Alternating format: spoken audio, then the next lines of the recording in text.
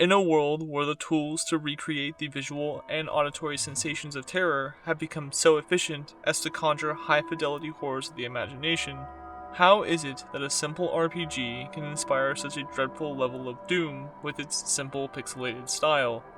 Join me as I unpack the grim realities of No Delivery, a game developed by Horror Notes, who manages to spread a thick seasoning of fear on what many might consider a benign installment of trepidation.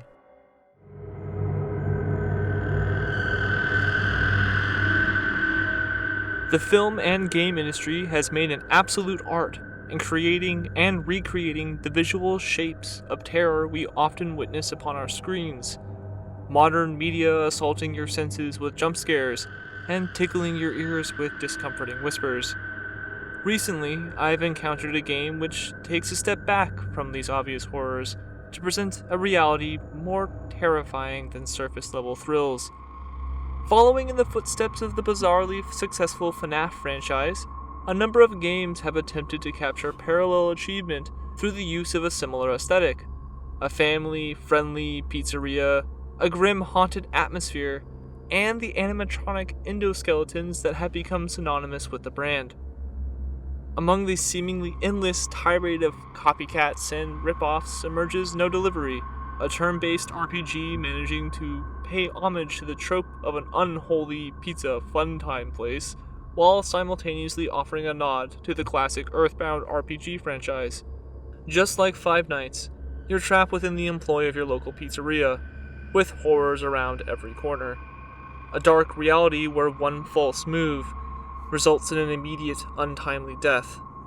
However, the environmental aesthetic is where the similarities end, as No Delivery manages to contain enough of its own personality to stand upon its own success, boasting features of resource management, roguelike elements, and deeper combat mechanics than you expect. The attention to detail extends beyond the reach of the environment alone. If you're interested in experiencing the game yourself spoiler-free, now is your last chance. At the cost of only $5, it's well worth the price of admission. Just be sure to hit me with a subscription on your way out. Would love to hear if you share a similar experience. Lifting the veil in 3, 2, 1. Setting the stage for a labyrinth of terrors to come. The erratic nature of RNG in tandem with the difficulty of the game ensures failure is not a possibility, but an utmost certainty. The procedural elements of No Delivery will often be unfair to the extreme. The cold grip of darkness will close in around you, and you will die. Even with the game conspiring against you, the promise of death is not what makes the game so completely terrifying. Instead, it's the implications surrounding those deaths, and the means by which the game seeks to achieve them. Devoid of the numerous jump scares common in the Five Nights franchise, No Delivery errs on the side of the unsettling, slowly drawing you in with a veneer of childish comforts, preventing departure until you're left with a scar upon your psychological well-being and fortitude.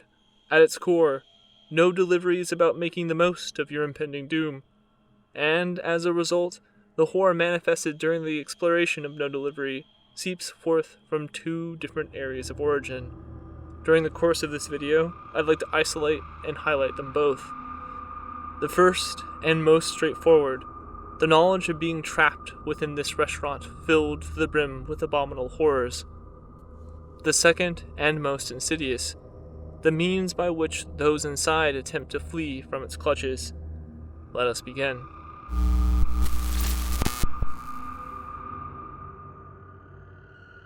Excuse me, what's so frightening about slow, turn-based RPGs with pixel graphics? Sure, the gameplay is not of the heart-attack-inducing flavor.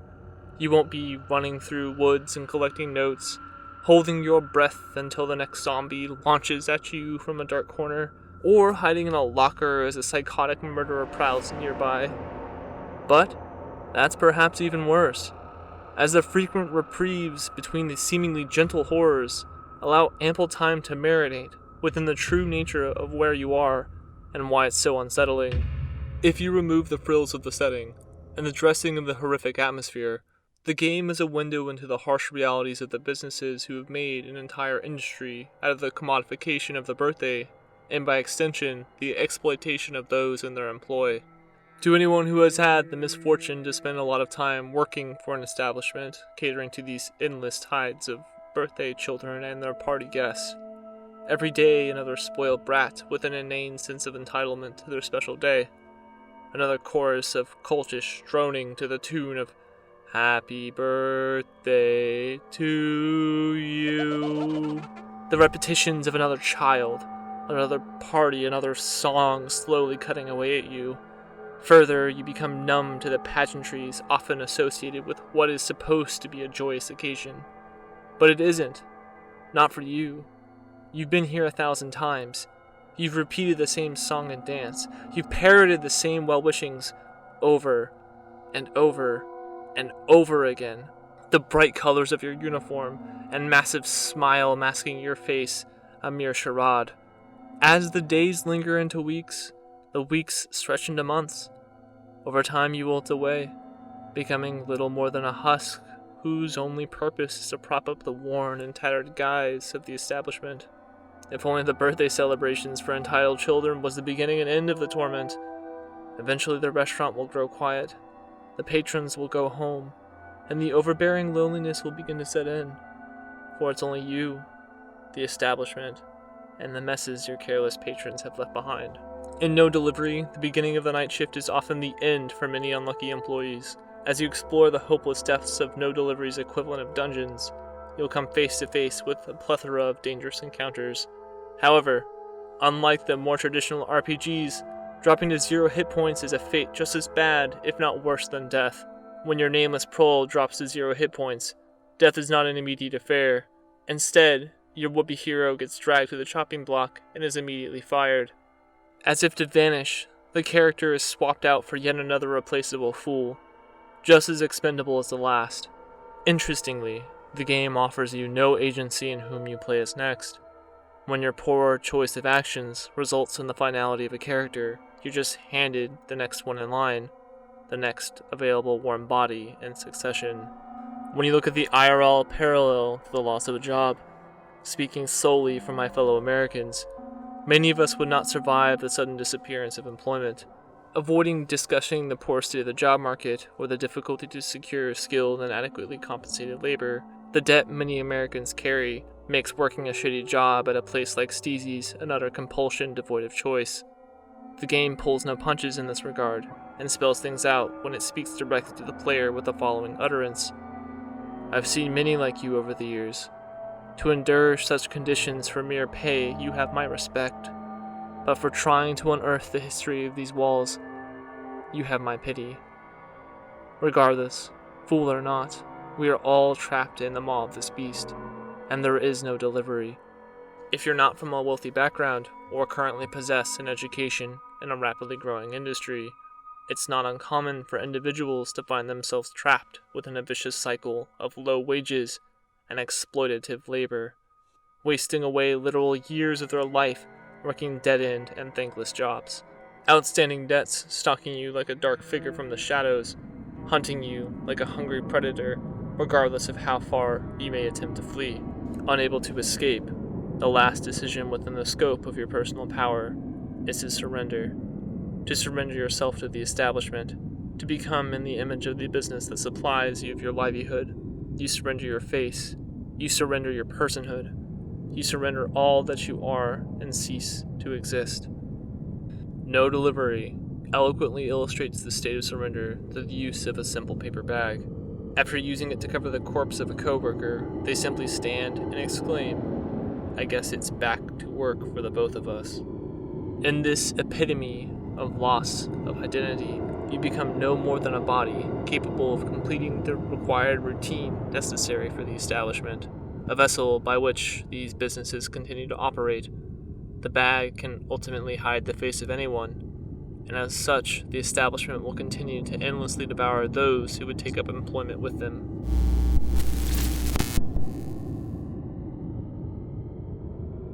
Well, excuse me, if working there is so bad, then why don't you just leave, huh?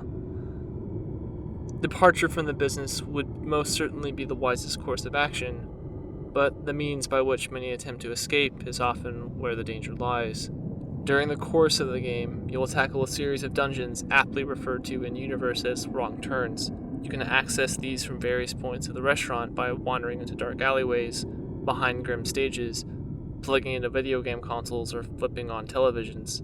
I take these wrong turns as literal attempts to escape from the endless cycle of a terrible job, metaphors for how your time is spent outside the workplace.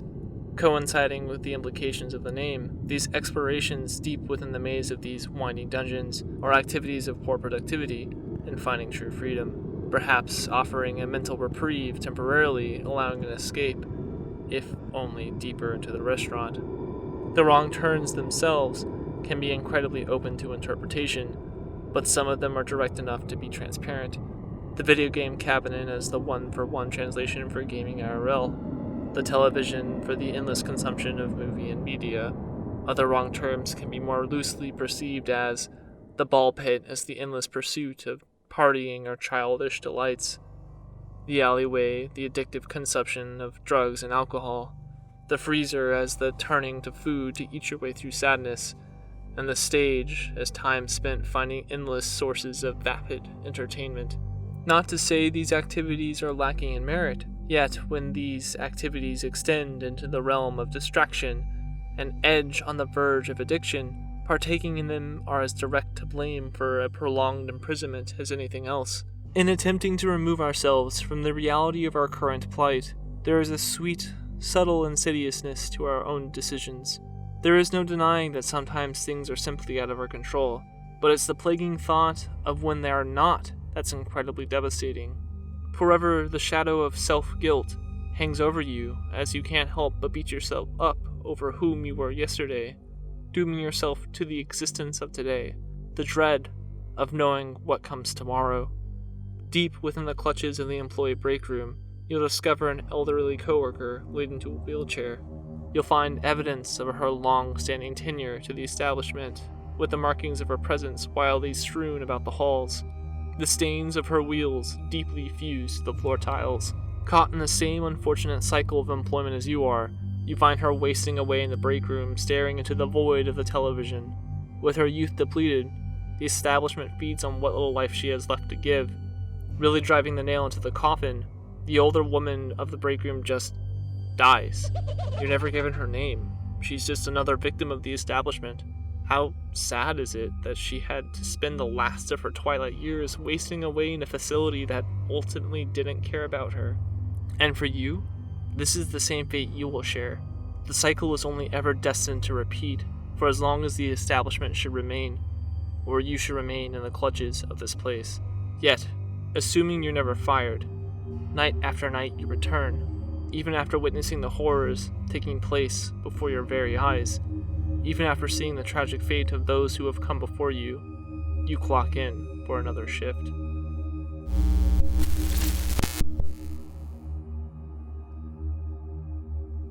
Many potential endings for the game exist, each with a horrifying underlying tone between them, anywhere from climbing into a burning furnace to stumbling across the remains of workplace violence. But one in particular stands out as the most damning. A pair of hungry eyes peering from underneath the rubble gazes upon you, the soul of the establishment. You're given one of two options, to either destroy the establishment once and for all, or feed it. Should you choose to feed it, a sad encounter takes place. Your fellow co-workers, those doomed alongside you, those who have been fighting hard for your survival, turn on you, or rather, you upon them. This fight had me confused at first, but as I started to cut down those whom I used to treat as friends, the sad reality of what was happening dawned upon me. They were defending themselves, because I was currently in the act of feeding what was left of their souls to the hungry spirit of the restaurant. Following this horrific act of betrayal, the establishment beckons once more. Either from your dedication or your sacrifice, you are now worthy. Cursing you with a managerial title, you'll be partaking in the damnable cycle of sacrifice as you unwillingly exploit those in your employ. In the act of entangling your future with the livelihood of the establishment, you've now escaped into the deepest recess, where you're doomed to lead just as many hapless souls astray, where you're doomed to witness as this cursed place chips away at them just in the same way it did you. the same way it did those before you, a helpless participant in this endless cycle of exploitative employment. Just as the title card at the beginning had warned, the game was always about making the most of your impending doom, implying some degree of control over our own lives. Yet, when we are imprisoned by circumstances beyond our influence, and further doomed by our own actions, the true nature of despair begins to settle in.